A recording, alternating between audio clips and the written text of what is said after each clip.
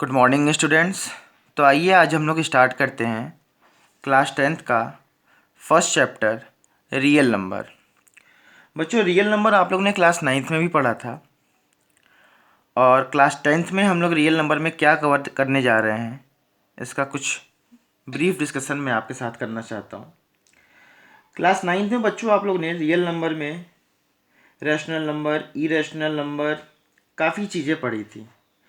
But जो class 10th में हम लोग डिस्कस करने जा रहे हैं, यहाँ हम पॉजिटिव इंटीजर्स के दो बहुत ही महत्वपूर्ण प्रॉपर्टीज़ को डिस्कस करने जा रहे हैं, जिनमें से पहला है Euclid's division algorithm and fundamental theorem of arithmetic. देखा जाए तो बेसिकली क्लास 10th में रियल नंबर हम इन्हीं दो थ्योरम को लेके कवर कर रहे हैं। अब थोड़ा सा डिस्कशन हो जाए कि यूक्लिड्स डिवीजन एल्गोरिदम है क्या, फिर उसके बाद मैं आपको पजल के थ्रू यूक्लिड्स डिवीजन लेमा समझाऊंगा कि बेसिक क्या इंटेंशन था यूक्लिड्स का ये लेमा हमें समझाने का। बच्चों, जैसा नाम से ही समझ में आ रहा है यूक्लिड्स डिवीजन एल्गोरिदम, ये डिवीजन नाम से ही समझ में आ रहा है कि यहाँ हमें डिविजिबिलिटी ऑफ इंटीजर्स से कुछ लेना देना है।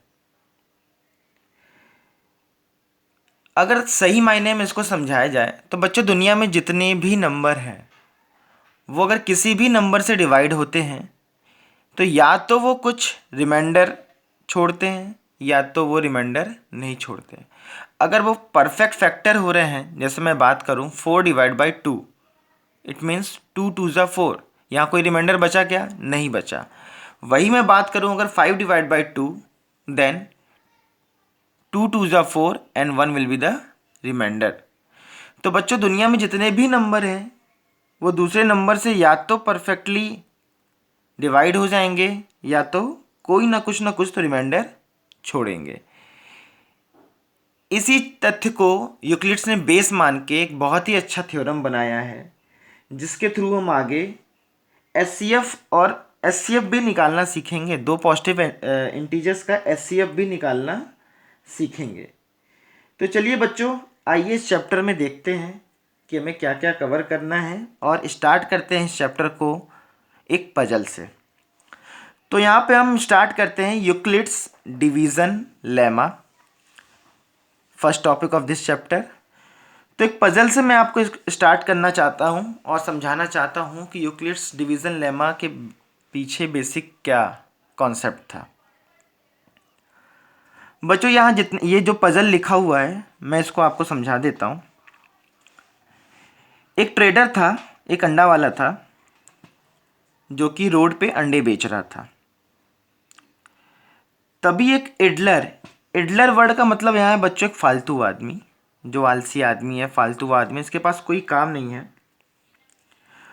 वो उस अंडे वाले से जा कर के कुछ बहस करने लगा, वर्डी डुअल बहस करने लगा।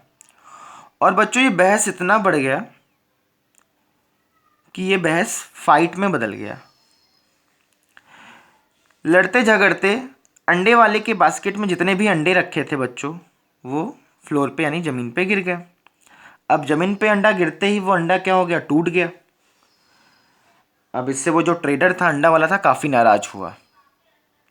तो उसने एक पंचायत बुलाई और पंचायत में कहा कि जितने भी अंडे उसके टूटे हुए हैं उसका हर्जाना भरा जाए। उसने इडलर को, पंचायत से कहा कि उस इडलर को बोला जाए, आदेश दिया जाए कि जितने भी अंडे उसके नुकसान हुए हैं उसका कुछ ना कुछ हर्जाना भरा जाए। अब पंचायत को न्याय तो देना ही था, तो पंचायत ने ट्रेडर अंडे बेचने वाले से पूछा कि भैया आपके टोकरी में कितने अंडे थे। तो बच्चों, अब ध्यान से देखना, वो जो ट्रेडर ने जवाब दिया पंचायत को, कि पंचायत ने जब उससे सवाल पूछा कि आपकी टोकरी में कितने अंडे थे, तो जब ट्रेडर ने जो जवाब दिया वो इस प्रकार दिया। ट्रेडर ने कहा, if counted in pairs 1 will remain. अगर मेरे अंडों को पेयर्स में काउंट किया जाए, दो दो में हटाया जाए, तो एक अंडा आखिरी में जा कर के बच जाएगा। देखो बच्चों, एक पहेली टाइप का है ये, और इसको आपको सुलझाना है, और सुलझाने के बाद आप बिल्कुल जो कॉन्सेप्ट था यूक्लिड्स का वो क्लियरली समझ में आ जाएगा। फिर कहता है दूसरा statement, if counted in threes 2 will remain. अगर 3 अंडों को हटाया जाए तो आखिरी में जाके 2 अंडे बच जाएंगे। If counted in force 3 will remain. अगर 4 अंडों को हटाया जाए तो 3 अंडे बच जाएंगे। If counted in 5 4 will remain. If counted in 6 5 will remain. Clear है? 5 में 6 में अगर काउंट किया जाए तो 5 में काउंट करते हैं तो 4 बच जाएगा लास्ट में। 6 अंडे को एक एक अलग करते हैं तो 5 अंडे आखिरी में बच जाएंगे। And if counted in 7 nothing will remain. और अगर 7 में काउंट किया जाए तो कुछ भी अंडा नहीं बचेगा। यानी एक चीज़ तो समझ में आ गया, उसके पास जितने भी अंडे थे वो 7 के फैक्टर में थे, क्योंकि 7 के फैक्टर में काउंट करने में कुछ भी नहीं बच रहा है। इट मीन्स बच्चों इस स्टेटमेंट से हमें क्या मालूम चल रहा है, फ्रॉम दिस स्टेटमेंट हमें क्या मिल रहा है बच्चों, कि जितने भी अंडे उसके पास थे वो 7 के फैक्टर थे। अब उसने एक लास्ट लाइन में क्या बोल दिया, आखिरी लाइन भी बहुत इंपॉर्टेंट है, my basket can not accommodate more than 150 eggs. साहब मेरे टोकरी में 150 अंडे से ज़्यादा अंडे आ ही नहीं सकते। अब इन सभी स्टेटमेंट को देखकर पंचायत को जानना था, पहली सुलझानी थी कि उसके टोकरी में कितने अंडे थे। क्लियर है? इसमें दो बात तो बड़ा स्पष्ट है बच्चों, एक उसकी टोकरी में 150 से अंडे से ज़्यादा अंडे आ नहीं सकते थे। दूसरा बात जो कि काफ़ी इंपॉर्टेंट है, उसकी टोकरी में जितने भी अंडे थे वो 7 के मल्टीपल में थे। क्लियर है? चलो बच्चों, तो यहाँ से अपने पहेली को सुलझाते हैं। So how many eggs were there, हमें निकालना है कितने अंडे थे।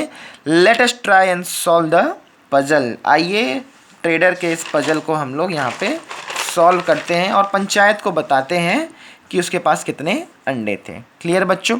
चलो देखो बच्चों, अभी तो हमें मालूम है नहीं कि हमारे पास कितने अंडे थे, ट्रेडर के पास कितने अंडे थे। तो मान लेते हैं let the number of X be A. मान लेते हैं ट्रेडर के पास टोकरी में जितने भी अंडे थे वो कितने हैं, ए।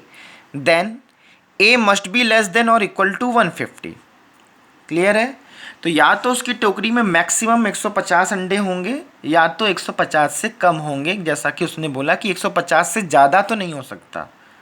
तो मैक्सिमम मान के चलते हैं, या तो उसके टोकरी में 150 अंडे होंगे और मिनिमम कुछ भी हो सकते हैं, 150 से कम भी हो सकते हैं, 149 भी हो सकते हैं, 140 भी हो सकते हैं, 130 भी हो सकते हैं, 120 भी हो सकते हैं, ये हमें मालूम नहीं है। बट एक चीज़ क्लियर है कि 150 से तो कम होंगे। चलिए जैसा जैसा स्टेटमेंट उस ट्रेडर ने बताया उसके हिसाब से हम एक इक्वेशन बनाते हैं। ट्रेडर ने कहा था if counted in sevens nothing will remain.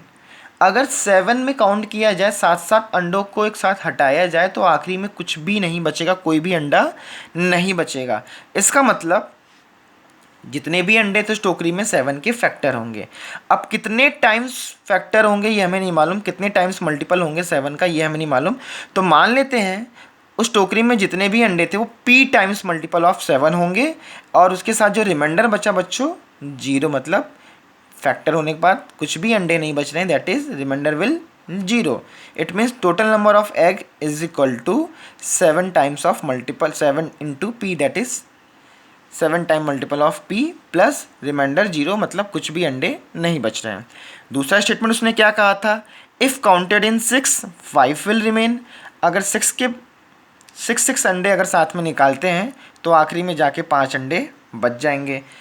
ठीक है, तो a is equal to 6 into Q times. अब हमें नहीं मालूम कितने टाइम्स जा रहा है तो हमने मान लिया q टाइम्स जा रहा है। वैसे यहाँ मान लिया हमने p टाइम्स जा रहा है तो रिमाइंडर कितना बच रहा है 0।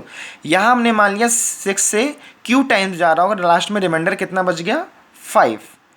इसी तरह if counted in 5 4 will remain. अगर 5 में काउंट किया जाए तो 4 बचेगा, that is a is equal to 5r plus 4। देखिए बच्चों एक सीरीज़ में जा रहा है, ये एक प्रोसीजर में जा रहा है।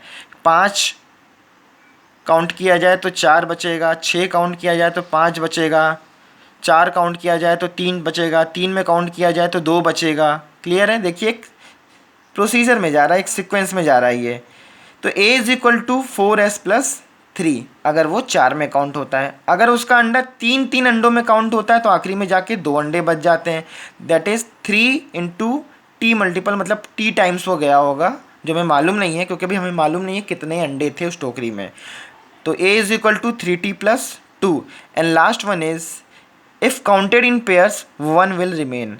और अगर पेयर में काउंट किया जाए, दो दो अंडों में काउंट किया जाए, अलग अलग किया जाए, तो आखिरी में जाके एक अंडे बचते हैं, that is a is equal to 2u plus 1। चलिए अपने पजल पे जाते हैं।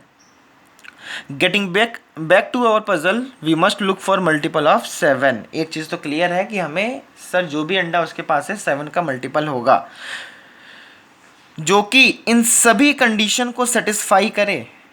तो 150 से नीचे अगर 7 का मल्टीपल देखते हैं तो बच्चों वो हमें मिलेगा 147। बट 147 इन सभी मल्टीपल को सेटिस्फाई, इन सभी कंडीशन को सेटिस्फाई नहीं कर रहा है। तो और पीछे आते हैं तो इसी तरह ट्रायल और एरर मेथड करते करते हम देखेंगे by trial and error what will get, will find he had 119x। उसके जो टोकरी में अंडे थे वो बच्चों कितने थे, 119x थे। 119 एक ऐसा आंकड़ा है बच्चों की जो कि इस पूरे कंडीशन को सेटिस्फाई कर रहा है और 7 का मल्टीपल भी है। चलिए थोड़ा चेक करते हैं। 119 डिवाइड बाई 7, 7 वन जा 7, रिमाइंडर 4, 49, 7 7 जा 7 टाइम्स इंटू करेंगे तो 49। क्लियर है बच्चों। तो देखो ये 7 का मल्टीपल भी है, फैक्टर भी है। तो 119x सभी कंडीशन को क्या कर रहा है, सेटिस्फाई कर रहा है। देखो 2 के पेयर में निकाला जाए तो 1 रिमाइंडर बचेगा, 118 पेयर ऑफ 2 बना देगा और 19 119 है तो एक रिमाइंडर आपको एक बाहर आ जाएगा।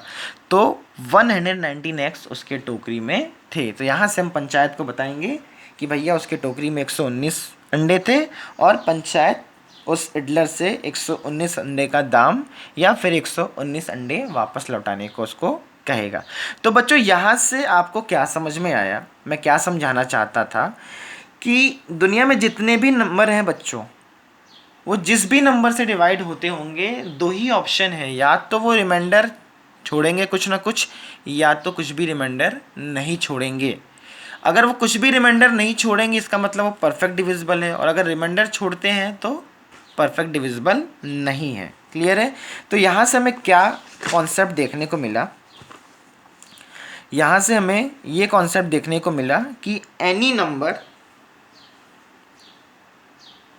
After being divisible either leaves a remainder और नॉट लीव्स अ रिमाइंडर। और यही बेसिकली आपको देखा जाए तो यूक्लिड्स का डिवीज़न लेमा था। बच्चों इसको समझने के लिए और क्लियर समझने के लिए चलो कुछ दो नंबर लेके चलते हैं। In order to get feel of Euclid's division lemma कि यूक्लिड्स में एक्चुअल में क्या कहना चाहता, consider the following pairs of integer 17, 6, 5, 12, 24। यहाँ पे हमने दो दो पॉजिटिव इंटीजर लिए हैं। अब इनको हम यूक्लिड्स के मेथड से यूक्लिड्स क्या कहना चाह रहे थे मैं आपको बताता हूँ। इन दोनों नंबर में बच्चों ए और बी नंबर मान लेते हैं। इन दोनों नंबर में बड़ा नंबर कौन सा है, 17। ठीक है, तो 17 को हम बच्चों क्या लिख सकते हैं, 17 इज इक्वल टू, क्योंकि 17 6 से परफेक्टली डिविजिबल नहीं होगा तो कुछ ना कुछ रिमाइंडर छोड़ेगा। तो 17 इज इक्वल टू कितने टाइम्स जाएगा, 6 इंटू 2 और रिमाइंडर कितना बचेगा बच्चों 5। 6 गोज इंटू 17 ट्वाइस, 2 टाइम्स जाएगा और लीव्स 5 एज अ रिमाइंडर।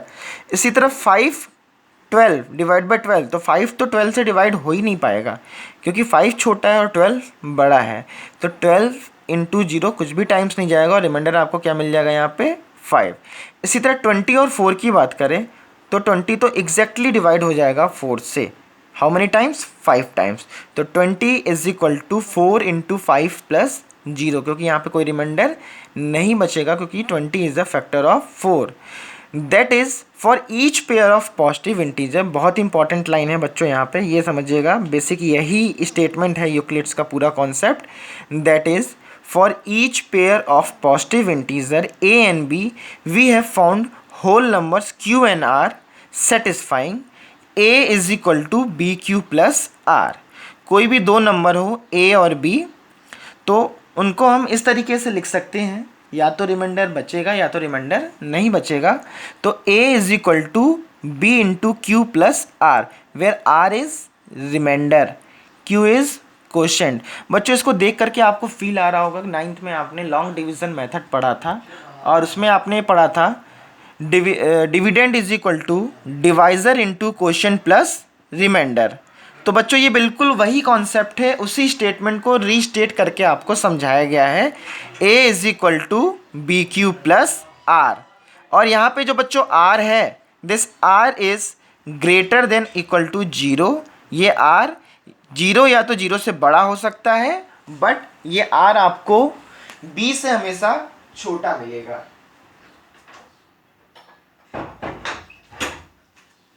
ये r आपको 0 या 0 से बड़ा मिलेगा, या तो ये r आपको b से हमेशा छोटा मिलेगा। ये स्टेटमेंट आपको ध्यान रखना है। तो कोई भी नंबर हम इस फॉर्म में एक्सप्रेस कर सकते हैं, वेयर r इज रिमाइंडर और r is always greater than equal to 0 but always less than b। Note, q and r can also be 0, q और r भी 0 हो सकते हैं। जैसा मैंने आपको बताया, you may also be realise that this is nothing but a restatement of long division process, and that Q and R quotient and remainder, जो आपने ऑलरेडी क्लास 9th में पढ़ा हुआ है। नाउ अब थ्योरम को हम लोग स्टेट करते हैं और अपने फाइनल डिस्कशन पे आते हैं। Theorem, Euclid's division lemma, given two positive integers a and b, there exist unique integer q and r satisfying a is equal to B Q plus R. तो किसी भी नंबर को आप इस फॉर्म में एक्सप्रेस कर सकते हैं, where R is greater than equal to 0 and less than B. Clear है बच्चों? देखो, एल्गोरिदम वर्ड का मतलब क्या है? An algorithm is a series of well defined step. जैसा कि अभी आपने देखा कि वेल डिफाइंड स्टेप था, 5 में 4 रिमाइंडर बच रहा था, 6 में 5 रिमाइंडर बच रहा था। तो well defined steps which gives procedure for solving a type of problem. Clear है बच्चों? यहाँ से एक छोटी सी चीज़ और बची है जो मैं आपको समझाना चाहता हूँ। ये जो वर्ड है algorithm, the word algorithm comes from the Persian mathematician. एक पर्सियन मैथमेटिशियन थे अल ख्वारिज़मी, जिन्होंने एल्गोरिदम वर्ड का मतलब बताया था, और वहीं से इन्हीं के थ्रू हमें एल्गोरिदम वर्ड का मतलब मालूम चला। Even the word algebra is derived from the book he wrote called हिसाब अल जब्र वल मुकाबला। तो उन्होंने एक बुक लिखा था हिसाब अल जब्र वल मुकाबला। इस बुक में ही उन्होंने अलजब्रा का जिक्र किया है, और एक्चुअल में देखा जाए तो अलजब्रा जो वर्ड है ये वहीं से आया हुआ है। यहाँ जो वर्ड बच्चों लेमा यूज़ हुआ है, तो lemma is a proven statement use for proving another statement. तो लेमा एक प्रूवन स्टेटमेंट है जो कि दूसरे स्टेटमेंट को प्रूव करने में काम आता है। यहाँ से मैं समझ गया होगा बच्चों कि आपको यूक्लिड्स का जो डिवीज़न लेमा था कि किसी भी नंबर को हम किसी दूसरे नंबर से डिवाइड करते हैं तो either it will totally divisible or it will give you some remainder, and this is the basic concept behind Euclid's division lemma। तो बच्चों ये इंट्रोडक्शन पार्ट था यूक्लिड्स डिवीजन लेमा का। नेक्स्ट पार्ट यानी पार्ट 2 ऑफ रियल नंबर में मैं आपको कुछ क्वेश्चंस लेकर के एचसीएफ और एलसीएम निकालना सिखाऊंगा by using Euclid's division lemma. Euclid's division lemma का प्रयोग करके एचसीएफ कैसे निकाला जाता है, नॉट एलसीएम, एचसीएफ कैसे निकाला जाता है मैं आपको वो सिखाऊंगा, और कुछ प्रॉपर्टीज़ हैं वो मैं आपको यहाँ से आगे बताऊंगा। Till then have a nice day.